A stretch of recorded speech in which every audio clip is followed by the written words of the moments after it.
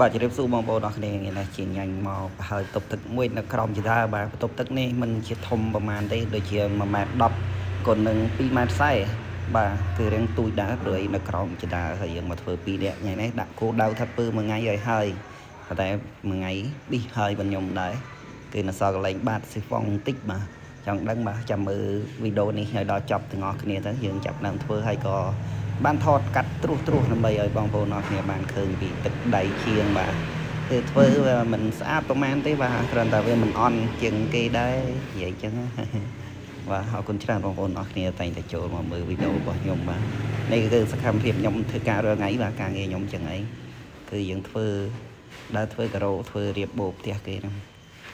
ហើយក៏ថតត្រួសតិចតួចដើម្បីបានផុសវីដេអូទៅឥឡូវនេះយើងបិទចិត្តហើយរៀងល្ងាចដែរឥឡូវដាក់ភ្លើងដូចជាយប់ដែរហើយចាប់ដើមដាក់ភ្លើងក៏ចិត្តហើយដែរឥឡូវនេះក៏យប់ហើយយើងដាក់ពូនភ្លើងហើយដល់សារតែល្ងិតយើងថតត្រួសទេសម្រាប់នេះយើងចេញមកក្រៅរៀងភ្លឺទេតែយើងនៅខាងក្នុងគឺល្ងិតបាទឥឡូវនេះគឺការងារយើងហើយនៅតែស៊ីហ្វុងតិចទេបងប្អូនអាចមើលបានបាទនៅសល់តែស៊ីហ្វុងតិចឲ្យនឹងបញ្ចូលរងឥឡូវនេះការងារយើងបានហើយមួយបន្ទប់ជាស្ថាពរបាទ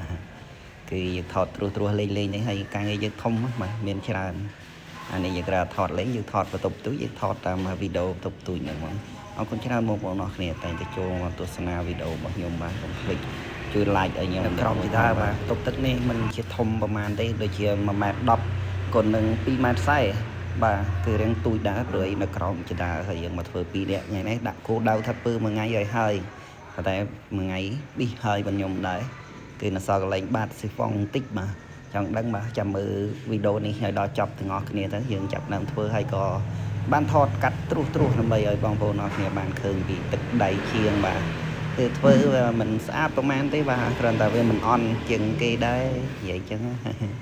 បាទអរគុណច្រើនបងប្អូនអរគ្នាតែងតែចូលមកមើលវីដេអូរបស់ខ្ញុំបាទនេះគឺសកម្មភាពខ្ញុំធ្វើការរាល់ថ្ងៃបាទការងារខ្ញុំចឹងអីគឺយើងធ្វើដើរធ្វើការ៉ូធ្វើរៀបបូរផ្ទះគេហ្នឹងហើយក៏ថតត្រួសតិចតួចដើម្បីបានផុសវីដេអូទៅឥឡូវនេះយើងបិទចិត្តហើយរៀងល្ងាចដែរឥឡូវដាក់ភ្លើងដូចជាយប់ដែរហើយចាប់ដើមដាក់ភ្លើងក៏ចិត្តហើយដែរឥឡូវនេះក៏យប់ហើយយើងដាក់ពូនភ្លើងហើយដល់សារតែល្ងិតយើងថតត្រួសទេសម្រាប់នេះយើងចេញមកក្រៅរៀងភ្លឺទេតែយើងនៅខាងក្នុងគឺល្ងិតបាទឥឡូវនេះគឺការងារយើងហើយនៅតែស៊ីហ្វុងតិចទេបងប្អូនអាចមើលបានបាទនៅសល់តែស៊ីហ្វុងតិចឲ្យនឹងបញ្ចូលរងឥឡូវនេះការងារយើងបានហើយមួយបន្ទប់ជាស្ថាពរបាទ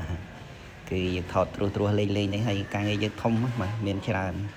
អានេះយើងត្រូវថតលេងយើងថតបន្ទប់ទូចយើងថតតាមវីដេអូបន្ទប់ទូចហ្នឹងហ្មងអរគុណច្រើនបងប្អូនអរគ្នាតែងតែចូលមកទស្សនាវីដេអូរបស់ខ្ញុំបាទកុំភ្លេចជួយ like ឲ្យខ្ញុំអ្នកមួយផងបាទ